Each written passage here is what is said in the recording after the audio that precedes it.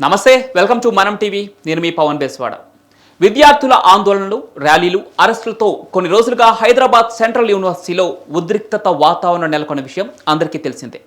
ఈ ఉద్రిక్త వాతావరణానికి కారణం సర్వే నెంబర్ 25లో 400 ఎకరాల భూమిని ఐటీ కంపెనీలకు విక్రయించేందుకు రాష్ట్ర ప్రభుత్వం ప్రయత్నించడమే.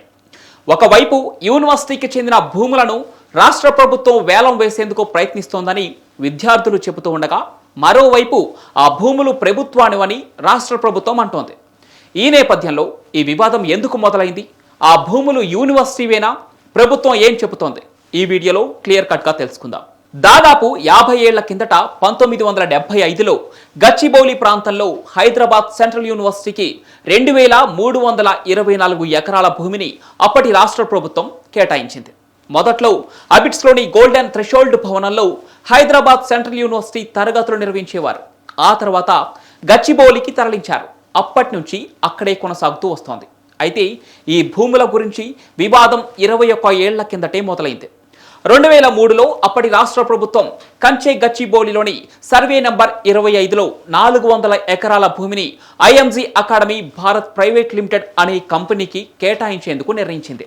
అప్పట్లో ఐఎంజీ అకాడమీ కంపెనీకి ప్రభుత్వం 850 ఎకరాలు కేటాయించగా, అందులో 400 ఎకరాలను సెంట్రల్ యూనివర్సిటీ భూముల నుంచి తీసుకొని ఇచ్చింది. స్పోర్ట్స్ డెవలప్మెంట్ కు దీన్ని వినియోగించాలనేది ప్రధాన లక్ష్యం. కానీ ఇచ్చిన గడువులోపు ఐఎంజీ అకాడమీ తన పనులు ప్రారంభించకపోవడంతో 2006లో అప్పటి ప్రభుత్వం భూముల కేటాయింపును రద్దు చేసింది. దీనిపై అదే ఏడాది ఐఎంజీ అకాడమీ హైకోర్టులో పిటిషన్ను దాఖలు చేసింది. భూముల కేటాయింపు రద్దుపై సుదీర్ఘ కాలం వాదన తర్వాత ప్రభుత్వం తీసుకున్న నిర్ణయాన్ని సమర్థిస్తూ 2024 మార్చిలో హైకోర్టు తీర్పును వెలువరించింది. దీంతో గత ఏడాది ఐటీ ఇతర ప్రాజెక్టుల ఏర్పాటుకు ఈ 400 ఎకరాలు కేటాయించాలని టీజీఐఐసి తెలంగాణ ప్రభుత్వానికి ప్రతిపాదనలు పంపింది. ఆ ప్రతిపాదనలకు స్పందిస్తూ కాంగ్రెస్ ప్రభుత్వం ఆ 400 ఎకరాల భూమి హక్కులను టీజీఐఐసికి బదలాయిస్తూ 2024 మార్చి 24న ఉత్తర్వులు జారీ చేశారు. అందులో భాగంగానే అక్కడ ఉన్న చెట్లను చదును చేస్తూ ఉంటే అది సెంట్రల్ యూనివర్సిటీకి చెందిన భూములని ఉద్రిక్తత మొదలైంది. యూనివర్సిటీ అధికారుల ప్రకారం 2003లో ఐఎంజీ అకాడమీ, రాష్ట్ర ప్రభుత్వం, హెచ్సియు మధ్య త్రైపాక్షిక ఒప్పందం జరిగిందని, ఒప్పందం ప్రకారం పనులు చేయకపోతే తిరిగి వర్సిటీ ఆధీనంలోకే భూములు వస్తాయని అంటున్నారు. 2006లో రాష్ట్ర ప్రభుత్వంపై ఐఎంజీ అకాడమీ హైకోర్టుకు వెళ్ళింది. ఆ సమయంలో భూముల కోసం యూనివర్సిటీ ఇంప్లీడ్ కాలేదు. దానివల్ల ఆ భూములు ప్రభుత్వానివేనని అంటోందని విమర్శలు వినిపిస్తున్నాయి. మరోవైపు తెలంగాణ ప్రభుత్వం యూనివర్సిటీ అధికారులే ఆ 400 ఎకరాలు తమ భూములు కావని చెప్పారని చెప్తోంది. ఆ భూములకు సంబంధించి కోర్టులో కేసు నడుస్తున్నప్పుడు ఏనాడు హెచ్సియు ఇంప్లీడ్ కాలేదు.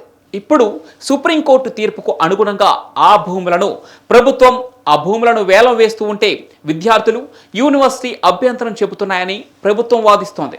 ఇక ఈ భూములు యూనివర్సిటీని ఆనుకొని ఉండటం వల్ల అవి యూనివర్సిటీ భూములని విద్యార్థులు భావిస్తున్నారని ప్రభుత్వం వాదిస్తోంది. మొత్తానికి ఈ వివాదం రాజకీయ రంగు పులుముకుంటోంది. ఉద్రిక్తతలు ఎక్కువ అవుతున్నాయి. మరి ఈ భూముల విషయంలో ఓవైపు విద్యార్థులు, మరోవైపు రాజకీయ పార్టీలు తమ పోరాటాన్ని ఉధృతం చేస్తున్న క్రమంలో ప్రభుత్వం చెబుతున్న ఈ వాదనలు ఏ మేరకు స్పందన వస్తుందో వేచి చూడాలి.